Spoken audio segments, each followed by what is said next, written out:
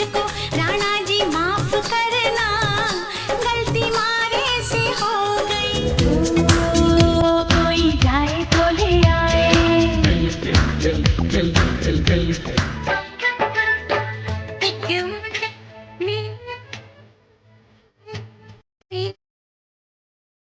And welcome to Bollymyth. दोस्तों, बॉलीवुड के हिंदी फिल्मी जगत में ऐसे कई नाम जुड़े जो भले ही पर्दे पर लंबे समय के लिए नहीं दिखे, लेकिन उनका किरदार पर्दे पर हमेशा के लिए शानदार याद छोड़ गया। ऐसा ही एक नाम 90 के दशक की अभिनेत्री ममता कुलकर्णी का है, जिन्होंने अपने ग्लैमर के तड़के से काफी कम समय में ही लोगों के दिलों में एक खास जगह बना ली थी। और आज भी लोगों के दिलों में आप उनकी प्रेजेंस का अंदाजा उनके सुपरहिट फिल्म कर्ण अर्जुन के इस मोस्ट पॉपुलर गाने से लगा सकते हैं, जिसके बिना लोगों की पार्टीज और गैदरिंग आज भी अधूरी है।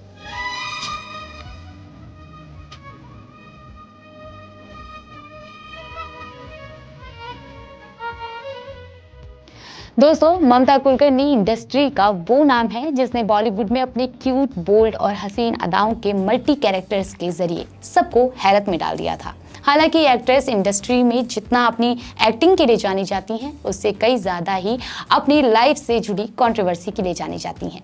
चाहे वो उनका 1993 का टॉपलेस फोटोशूट का विवाद हो, जिसके लिए उन्हें 15,000 रुपए का जुर्माना लगा, या फिर हो उनका बुर्का विवाद, जिसके लिए उन्हें जान से मारने की धमकियां भी मिली थी, या फिर बिहार के पूर्व विधायक की पार्टी में डांस परफॉर्मेंस देने के बाद 1.5 करोड़ रुपए के चारा घोटाले में शामिल होने की बात हो, जो साबित नहीं हुई थी। ममता हमेशा ही विवादों में घिरी रही।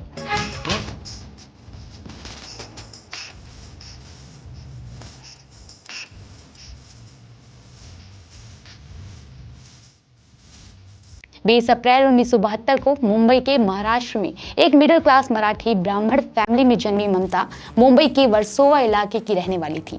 मुंबई के saint Joseph convent high school से इन्होंने अपनी स्टडी कंप्लीट की और फिर इन्होंने फिल्मी दुनिया में कदम रखा, लेकिन अपनी मां के कहने पर, क्योंकि एक्ट्रेस की फिल्मों में कुछ खास दिलचस्पी नहीं थी। ये उनकी मां ही थी जिन्होंने ममता को इंडस्ट्री में एंट्री लेने के लिए इंस्पायर किया था।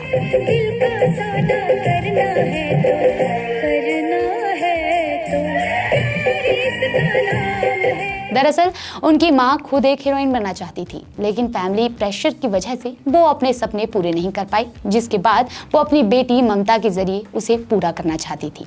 जबकि बात अगर ममता के सेल्फ इंटरेस्ट की जाए तो उनके एक इंटरव्यू में उन्होंने बताया था कि अगर वो एक्टिंग फील्ड में नहीं आती तो वो आध्यात्म की ओर चली जाती, क्योंकि वो काफ़ी डिवोशनल पर्सनैलिटी की हैं। और यकीन मानिए, एक्ट्रेस ने सचमुच जब एक्टिंग से ब्रेक लिया था तो उन्होंने 12 साल के लिए अध्यात्म अपनाकर तपस्या की। 2013 में वो महाकुंभ के धार्मिक क्रिया में भी शामिल हुई थी। एक्ट्रेस ने तो ये भी दावा किया था कि खुद के बारे में कि उन्हें अध्यात्म प्राप्त हो गया है और उन्होंने अपने गुरु की कृपा से खुद को ईश्वर को समर्पित कर दिया था। खैर, संन्यास लेने से पहले एक्ट्रेस रही ममता कुलकर्णी ने 1991 से 2003 के बीच कई सुपरहिट फिल्मों में काम किया और सिर्फ बॉलीवुड में ही नहीं, उन्होंने साउथ इंडस्ट्री में भी अपने एक्टिंग का हुनर दिखाया, जिसकी शुरुआत उन्होंने 1991 में तमिल फिल्म नन बलगल से की, जो उस समय की एक बहुत सक्सेसफुल रीजनल फिल्म थी। उनकी इस फिल्म को तमिल दर्शकों द्वारा इतना ज्यादा पसंद किया गया था कि उनके फैंस ने उनके नाम के टैटू तक बनवा लिए थे। इस फिल्म के बाद उन्होंने 1992 में नाना पाटेकर और राजकुमार के साथ फिल्म तिरंगा से अपने बॉलीवुड एक्टिंग करियर की शुरुआत की।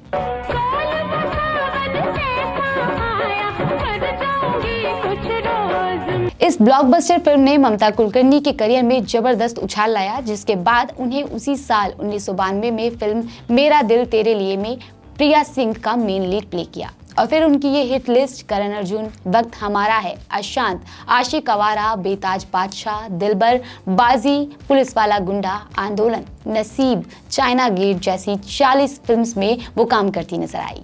लेकिन उनकी इन सभी फिल्मों में जो सबसे ज्यादा हिट रही, उनमें तिरंगा, कर्ण अर्जुन और वक्त हमारा है जैसी मूवीज पॉपुलर थी।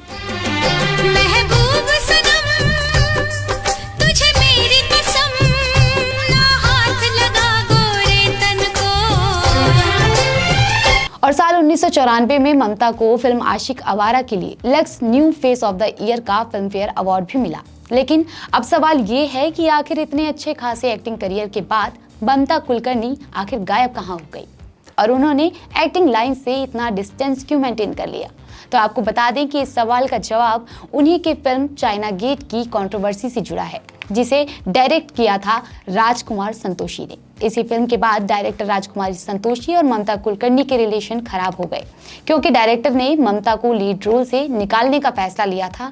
मामला इतना बिगड़ गया था कि एक्ट्रेस को फिल्म से निकालने की खबर जैसे ही सामने आई तो डायरेक्टर को अंडरवर्ल्ड डॉन छोटा राजन से धमकियां मिली, जिसके बाद ममता को फिल्म से रिप्लेस भले ही नहीं किया गया, लेकिन इसके बावजूद फिल्म बॉक्स ऑफिस पर कुछ खास प्रदर्शन कर नहीं पाई। जबकि फिल्म का फीचर सॉन्ग छम्मा छम्मा काफी हिट रहा, जिससे सारी लाइमलाइट उर्मिला मातोंडकर ने बटोर ली। छम्मा छम्मा हे छम्मा छम्मा देखा देखी दिल में जुड़। फिल्म के रिलीज के बाद हर किसी की नजर में ममता के बजाय उर्मिला के ग्लैमर का क्रेज नजर आ रहा था। लिहाजा ममता कुलकर्णी और फिल्म डायरेक्टर राजकुमार संतोषी में गलतफहमियां काफी ज्यादा बढ़ गई। ममता का जो गुस्सा था फिल्म को लेकर वो भी डायरेक्टर पर ही फूटा। उन्होंने इस लॉस का जिम्मेदार राजकुमार संतोषी को ही ठहराया। उन्होंने उन पर एलिगेशन लगाया कि उनकी डिमांड पूरी ना होने पर उन्होंने ममता का स्क्रीन टाइम जो था वो कम कर दिया था। ममता का ये रवैया उन पर काफी भारी पड़ा, क्योंकि बाकी के डायरेक्टर्स राजकुमार संतोषी के साथ हुए इस वाकये के बाद अलर्ट हो गए थे, जिसके बाद जितने भी प्रोजेक्ट थे वो ममता से छीन लिए गए थे। नाम तुम्हारे नाम तुम्हारे नाम तुम्हारे। इन सब के बाद एक्ट्रेस ने अपनी किस्मत बंगाली और मलयालम की कुछ रीजनल मूवीज में ट्राई किया, लेकिन जब उन्हें कुछ खास कामयाबी मिली नहीं तो उन्होंने अपनी आखिरी साल 2002 की फिल्म कभी हम कभी तुम के बाद इंडस्ट्री से दूरी बना ली और दुबई में डांस नाइट्स करने लगी, जिससे उन्हें अच्छा खासा भुगतान भी मिल रहा था। इसी बीच एक दिन शो के दौरान उनकी मुलाकात विक्की गोस्वामी से हुई, जो उस समय एक होटल और फूड बल्क प्रोसेसिंग का बिजनेस संभाल रहे थे, लेकिन इसके अलावा वो ड्रग डीलर भी थे। उनके इस इलीगल बिजनेस का कनेक्शन ज़ॉम्बियन ड्रग लॉर्ड वेल्डेन फाइनेंडली के साथ था। शो में मुलाकात के बाद ममता और विक्की गोस्वामी एक दूसरे के काफी क्लोज आ गए। ऐसे में जब विक्की को दुबई में ड्रग केस में सजाए मौत मिल गई तो उन्होंने अपने सारे लीगल बिजनेस की जिम्मेदारी ममता को दे दी, क्योंकि विक्की और किसी पे उतना ट्रस्ट नहीं कर पा रहे थे जितना ममता पे उन्होंने ट्रस्ट दिखाया। ममता ने विक्की के भरोसे को कायम रखते हुए उनका बिजनेस अच्छे से संभाला। साथ ही साथ वो विक्की को जेल से निकालने के लिए भी कोई कसर नहीं छोड़ना चाहती थी। ममता की इन तमाम कोशिशों के बाद आखिरकार विक्की को 8 साल बाद जेल से रिहा कर दिया गया, लेकिन इन सब के बीच ममता ने अपनी मां को भी खो दिया था। इन सब के बाद ममता और विक्की एक दूसरे का सहारा बन गए और एक साथ दुबई में रहने लगे। खबर तो ये भी आई थी कि ममता ने विक्की को जेल से निकलवाने के बाद इस्लाम धर्म को अपना लिया था, लेकिन उन्होंने इस बात से भी इनकार कर दिया था। तमाम रिपोर्टों के मुताबिक साल 2013 में दोनों ने शादी कर ली। हालांकि इस बात को ममता ने कभी एडमिट नहीं किया। उनसे जब भी इस बारे में पूछा गया उन्होंने इस बात को मानने से इनकार किया और उन्होंने ये कहकर बात को संभाला कि उनके और विक्की के रिश्ते अच्छे हैं लेकिन शादी नहीं हुई है। इसके बाद ममता का नाम एक बार फिर 12 अप्रैल 2016 में ड्रग्स के ही एक केस में आया। खबरें आई कि मुंबई क्राइम ब्रांच ने उनके और विक्की गोस्वामी के खिलाफ ठाणे मुंबई में सक्रिय 2000 करोड़ रुपए के ड्रग रैकेट में शामिल होने का मामला दर्ज किया और उन्हें NDPS एक्ट के तहत अपराधी घोषित कर दिया गया। बताया जाता है कि ममता उस समय केन्या में मोम्बासा में रह रही थी, इसलिए कोर्ट ने उनके बैंक खाते और मुंबई के बैंकों में 3 FD को फ्रीज करने का आदेश दिया।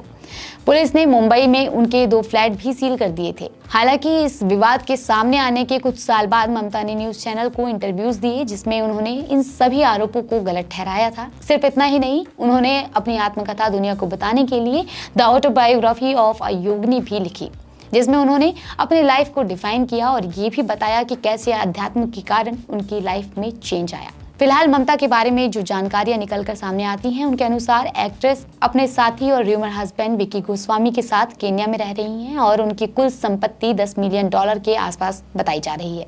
तो इस वीडियो में फिलहाल इतना ही। जल्द मिलेंगे ऐसे ही फेमस चेहरे की स्टोरी लेकर, तब तक के लिए देखते रहिए बॉलीवुड। किया है हमने प्यार किया है, दिलों ने इकरार किया है। आएगी हर पल तुझे मेरी याद, सुबह शाम रात दिन